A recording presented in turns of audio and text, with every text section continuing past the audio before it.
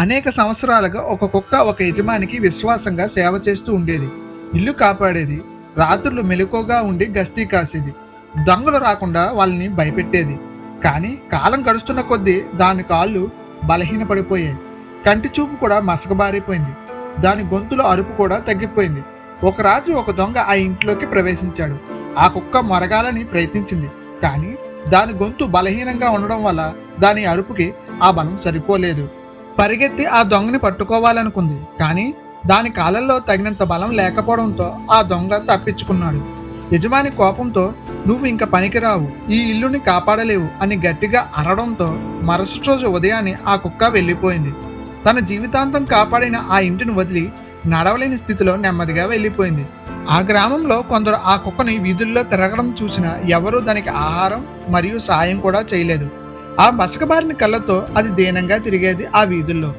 రోజులు వారాలయ్యాయి, వారాలు నెలలయ్యాయి.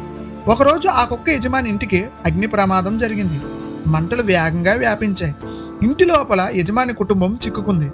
జనం చుట్టూ చేరి అరుస్తున్నారు, కానీ ఏ ఒక్కరూ లోపలికి వెళ్ళలేకపోయారు. ఎందుకంటే అగ్గి మంటలు చాలా భయంకరంగా పొగ మొత్తం ఇంటిని మూసేశాయి. తన యజమాని ఇంటిని అగ్గి ముట్టుకోవడం చూసిన ఆ కుక్క తన శక్తి మొత్తాన్ని సమీకరించుకొని గట్టిగా అరిచింది. ఆ ఇంటి కిటికీలోకి ఒక్క దూకు దూకింది. ముందుగా యజమానికి దారి చూపించింది. యజమాని భార్యని, పిల్లల్ని బయటికి పంపింది. చివరి పిల్లవాడిని బయటికి పంపిన క్షణంలో ఇల్లు మొత్తం కూలిపోయింది. ఆ కుక్క అందులోనే చనిపోయింది.